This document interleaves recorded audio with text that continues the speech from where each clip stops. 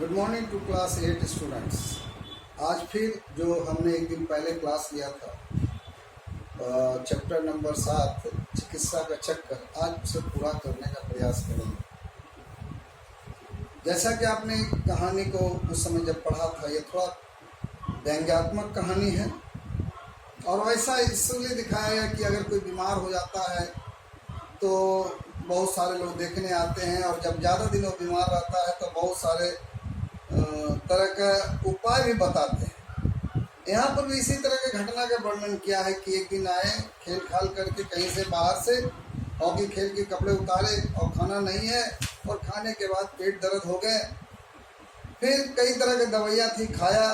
फिर एक डॉक्टर आया, डॉक्टर मुखर्जी, लेकिन नहीं आ। डॉक्टर मुखर्जी के पास गया, पता चला नहीं आएंगे, 9 बजे पहले नहीं उतरते। फिर कोई दूसरे आए, दूसरों ने कहा ये दवा पी लीजिए, ठीक हो जाएगा, दर्द गायब हो जाएगा, और दवा मंगा करके उसे पिला दिया।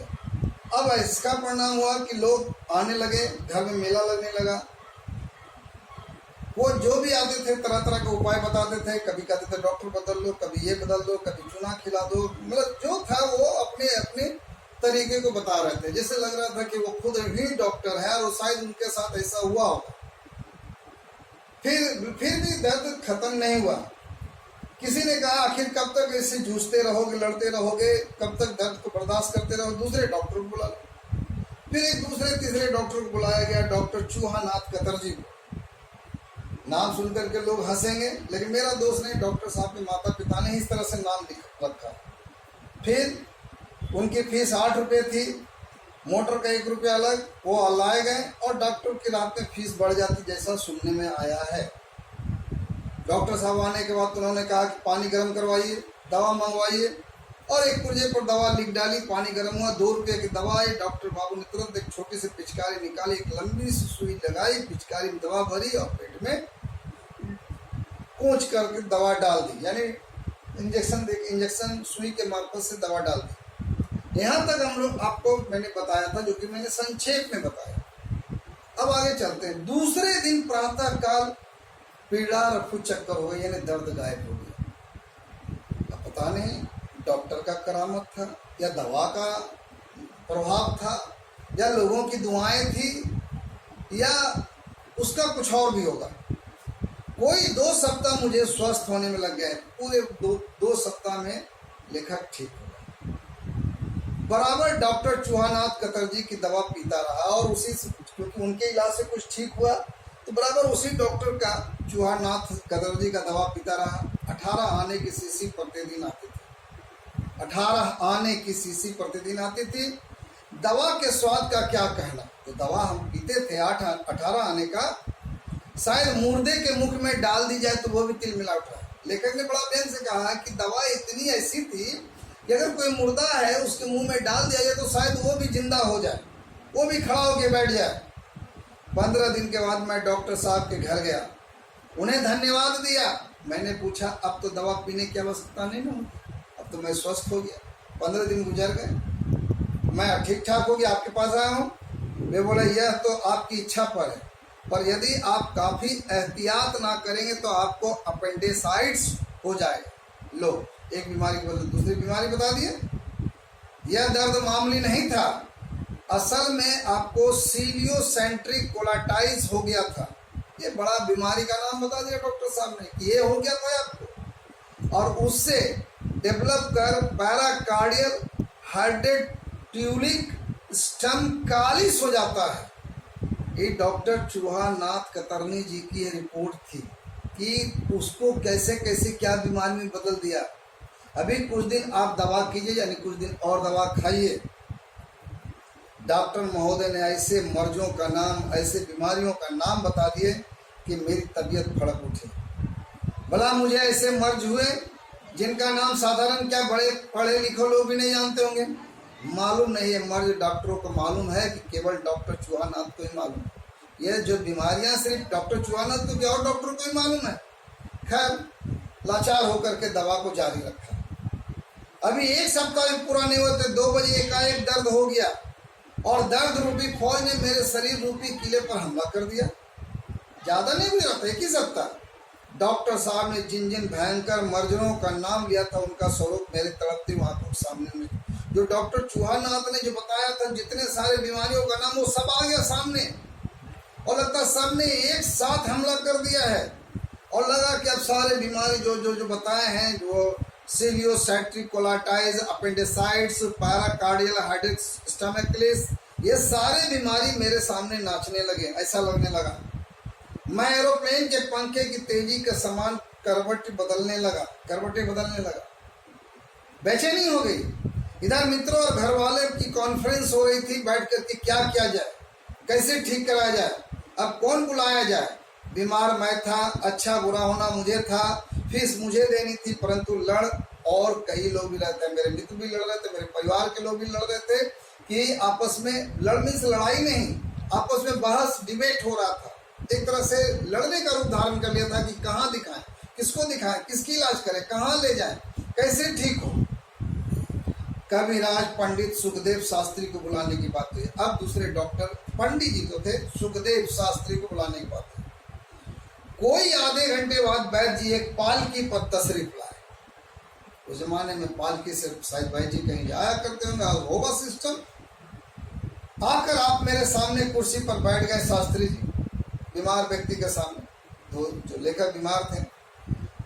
शास्त्री जी धोती पहने हुए थे और कंधे पर एक सफेद दुपट्टा डाले हुए थे, गमछा भी कह सकते हैं। इसके अतिरिक्त शरीर पर सूद के नाम पर केवल एक जनेऊ था, जिसका रंग देखकर यह शंका होती थी कबीराज जी कुश्ती लड़कर आ रहे। और उनके शरीर पर सूद के नाम पर एक जनेऊ था, यानी कोई कपड़े नहीं पहने थे। और सूद के रंग को देखकर लगता था कि ये कहीं कुश्ती लड़के आए, क्योंकि उस सूद का रंग पीला हो गया था, मिट्टी का रंग का हो गया। बैद जी ने कुछ और ना पूछा, पहले नाड़ी हाथ में ली, 5 मिनट तक एक हाथ की नाड़ी देखी, फिर दूसरे हाथ की। बोले वायु का प्रकोप, हवा का प्रकोप। यकृत से वायु घूमकर पित्ताशय में प्रवेश कर अंत्र में जा पहुंची। अकृत से लीवर कहते यकृत को, वायु घूमकर पित्ताशय में, जो पित्ताशय की थैली होती है पेट में, उसके जाके पेट में घुस गया है। इसे मंदाग्नि का प्रादुर्भाव होता है। और इसी कारण जब भोज पदार्थ प्रत्यहित होता है तो सूल का कारण होता है। तब उसने कहा मंदाग्नि का प्रादुर्भाव होता है, एक नया चीज का जन्म होता है। इसी कारण जब भोज पदार्थ जाता है तो सूल का कारण, सूल एक तरह से होता है, बार बार बाथरूम जाने की बात होती है, या दर्द होता है, कांटे के समान गड़ता है। मालूम नहीं क्या बक रहे थे। आखिर मुझसे रहा ना गया।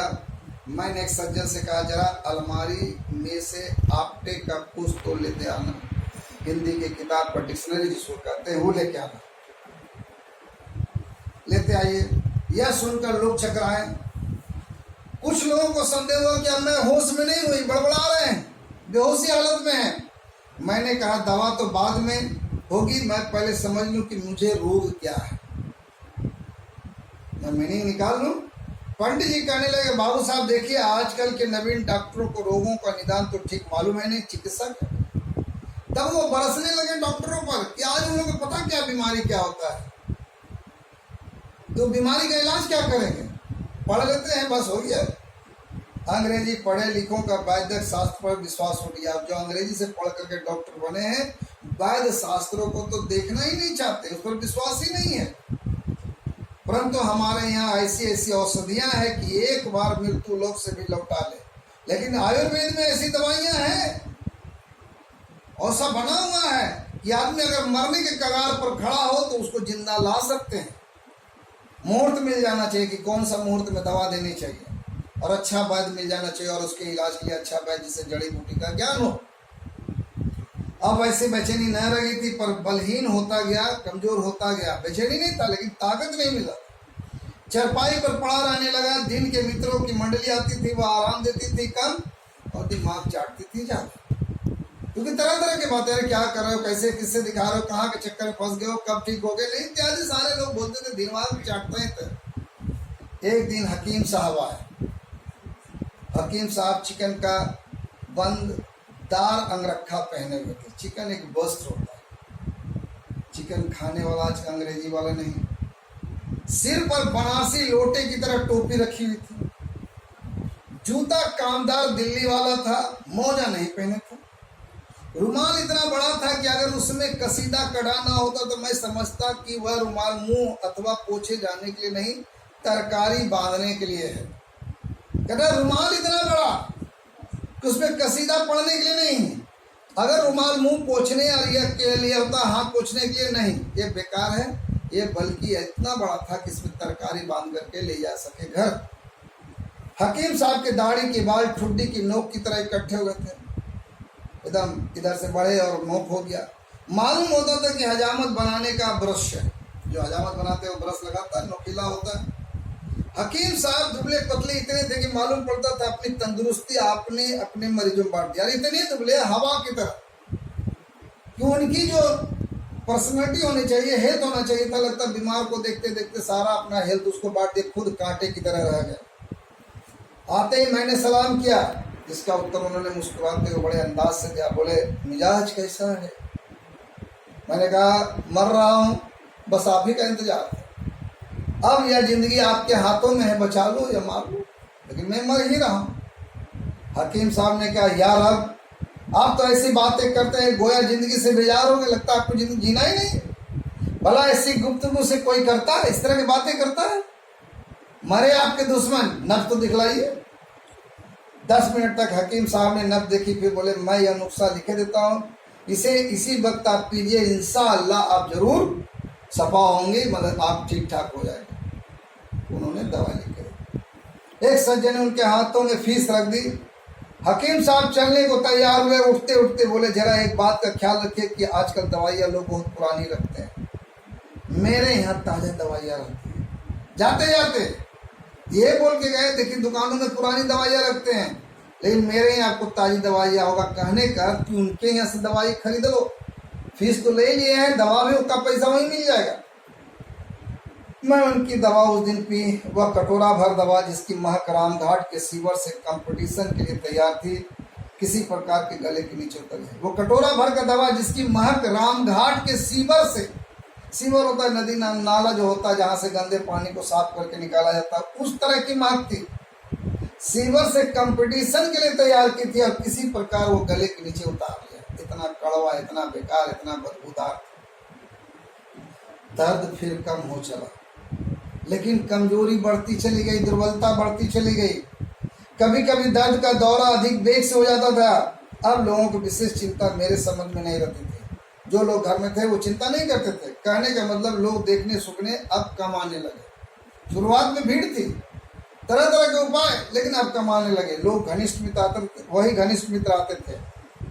घर वालों को और मुझे भी दर्द के संबंध में विशेष चिंता होने लगी। कोई कहता लखनऊ जाओ, कोई कहता था एक्सरे करा के लाओ, कुछ और, जितने लोग उतने तरह की बातें करते थे। इसी प्रकार जो आता हमदर्दी दिखाता और चला जाता। एक डॉक्टर, एक हकीम, एक वैद्य अपने साथ लेकर के आता था बताने के। अंत में मेरे साले साहब ने बड़ा जोर दिया, यह सब झलना इसलिए है कि तुम दवा ठीक दवा नहीं करते। तुम ऐसे इसलिए बीमार हो कि तुम अच्छी दवा का प्रयोग नहीं कर रहे हो। होम्योपैथी चिकित्सा कर दो। एलोपैथी हो गया था, आयुर्वेदिक हो गया था, होम्योपैथिक बचा था, नुस्खा हो गया था घरेलू नुस्खा। कुछ बहस के बाद एक डॉक्टर को बुलाना निश्चित हुआ। डॉक्टर महोदय आए, आप बंगाली थे, डॉक्टर साहब बंगाली थे। आते ही सिर से पांव तक मुझे 3-4 भाई ऐसे देखे जैसे मैं होनोलुलु से पकड़ कर लाया हूँ। होनोलुलु जगह है, वहां से मैं पकड़ कर घसीट करके लाया हूँ और खाट पर लिटा दिया गया। इसके पश्चात मेडिकल सनातन धर्म के अनुसार मेरी जीभ देखी। जीभ निकालो जैसे डॉक्टर देखते हैं। फिर पूछा दर्द ऊपर से उठता है कि नीचे से, ये बताओ। बाएं से कि दाएं से निकलता है, ये बताओ। नोचता है या कोसता है, चिकोड़ता है या बकोड़ता है, मरोड़ता है या खरबोटता है। जो उन्होंने पूछे, क्या पूछते हैं कि दर्द ऊपर से होता है कि नीचे से, बाएं से या दाएं से, कोसता है या चिकोड़ता है या बकोड़ता है या मरोड़ता है या खरबोटता है। मैंने कहा मैंने तो दर्द की फिल्म तो उतरवाई नहीं है, जो कुछ मालूम हो मैंने आपसे कह दिया। डॉक्टर साहब 15-20 पुस्तकें भी लाए थे साथ साथ। आधे घंटे तक उन्हें देखते रहे, तब दवा दी। आपकी दवा से कुछ लाभ अवश्य हुआ पर पूरा फायदा नहीं हुआ। मैंने अब पक्का इरादा कर लिया कि लखनऊ जाऊँ।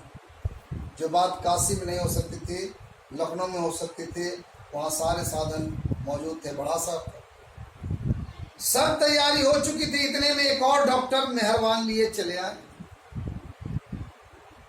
इतने में एक और डॉक्टर को एक मेहरबान लेकर के चले आए मेरे घर। उन्होंने देखा, कहा जरा मुंह तो देखूं। मैंने कहा मुंह जीप चाहे जो देखना देखिए। देखकर बड़े जोर से हंसे। मैं घबराया। ऐसी हंसी केवल कवि सम्मेलन में की जाती है, ठा के मार के हा हा हा हा। और बेढंगी कविता पढ़ने के बाद जब कविता पढ़ते हैं लोग हंसते मजाक उड़ाते कविता उसी तरह से। मैं चकित भी हुआ। डॉक्टर बोले किसी डॉक्टर को यह सूझी नहीं। अरे तुम्हें पायरिया है। पायरिया दांत में दर्द होता है, पेट में दर्द नहीं होता है। उसी का जहर पेट में जा रहा है, तो जो फसाद पैदा करके यहाँ ये कर रहा है।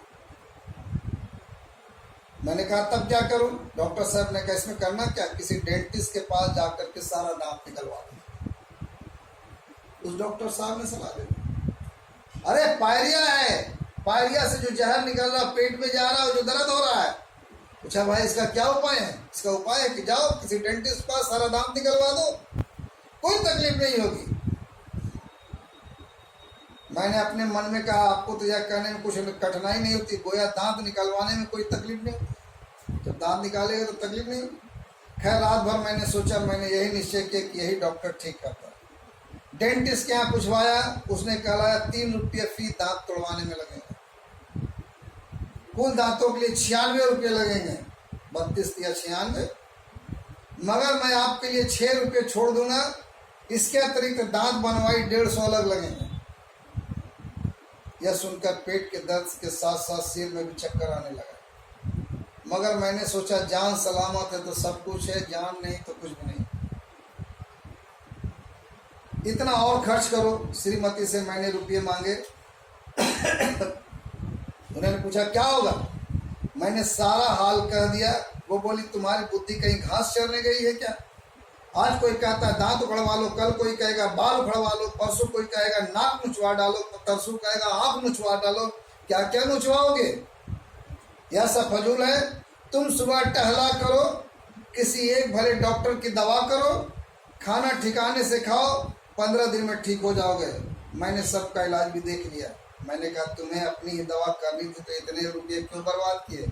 ये सब आइडिया पहले आना था। जब इतने पैसे इतने कष्ट भोग लिए तब कहती है कि जो एक डॉक्टर का इलाज कराओ, सुबह घुमा करो और ठीक से खाना खाया करो, तुम ठीक हो जाओगे। ये था कहानी बनारसी की। आप YouTube से इसको देख लेंगे कई बार और इस कहानी को पढ़ भी लेंगे किताब के माध्यम से। उसके बाद सारे प्रश्नों का उत्तर निश्चित रूप से लिखना है, कोई बहाना नहीं। क्योंकि आप को बार बार देख सकते हैं, कहानी को पढ़ सकते हैं बार बार, इसमें ये नहीं है किंतु परंतु। लेकिन आपको होमवर्क बनाना है, बनाना है। जितने मैंने दिए उतने सारे के सारे होमवर्क आपको कॉपी में बनी होनी चाहिए। स्कूल खुलेगी तो फर्स्ट डे आपको कॉपी जमा करनी है। It's a very strict order. ऐसा नहीं कि आपको मैं बहाना मार दूं कि मेरे पास मोबाइल नहीं था, मेरे पास वो नहीं था। आप कंसल्ट करके, अगर आप नहीं देखते हैं तो आप कंसल्ट करके देखें और सारा होमवर्क बनाएं। Thank you. घर में रहें, सुरक्षित रहें।